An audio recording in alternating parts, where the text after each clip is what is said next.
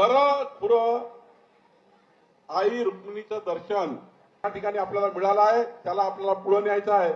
भगवान श्रीकृष्णाचा इतिहास, भगवान आपल्या आई रुक्मिणीचा इतिहास आपल्या येणाऱ्या पिढ्यांना या ठिकाणी मिळणार आहे। आपल्या सरकारने आता जे निर्णय घेतले आहेत ते अत्यंत महत्त्वाचे निर्णय घेतलेले आहे। माननीय सुमित वानखेडेजी, आपल्या देवेंद्र फडणवीसजीच्या सरकारने सांगितलं आहे की आमच्या लाडक्या बहिणींना आम्ही पुढचे 5 वर्ष जे आपण 1,500 रुपये महिना सुरू केला होता तो पुढच्या काळामध्ये 2100 रुपये महिना आपण करणार आहोत। 2100 रुपये महिना आमच्या लाडक्या बहिणींना आपण पुढच्या काळात देणार आहोत।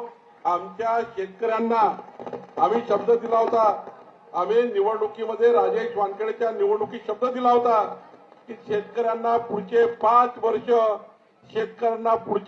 वर्ष शेतातल्या पंपाचं बिल येणार नाही। शेतकऱ्यांना पुढचे 5 वर्ष विजेचं बिल येणार नाही, आम्ही शब्द दिलाय। आमच्या लाडक्या बहिणींना 2100 रुपये देऊ हा शब्द दिलाय।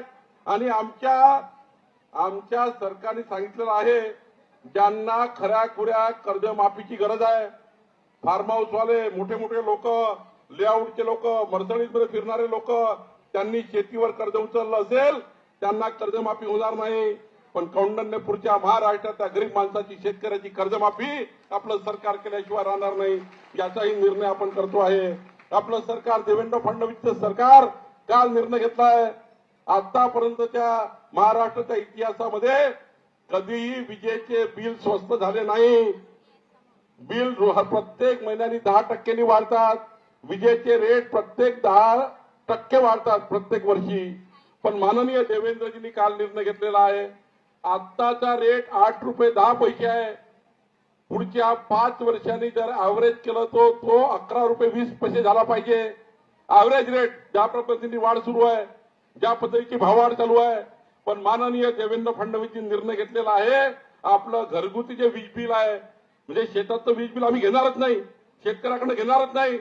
पण तुम्हाला वचन द्यायला आलो आहे पुढच्या 2029 मध्ये जेव्हा राजेश वानखेडे आणि आमची टीम तुमच्या दारात येईल तेव्हा तुमच्या विजेचं बिल जे 11 रुपये 20 पैसे होणार होतं ते फक्त 6 रुपये राहणार आहे, 6 रुपये राहणार आहे।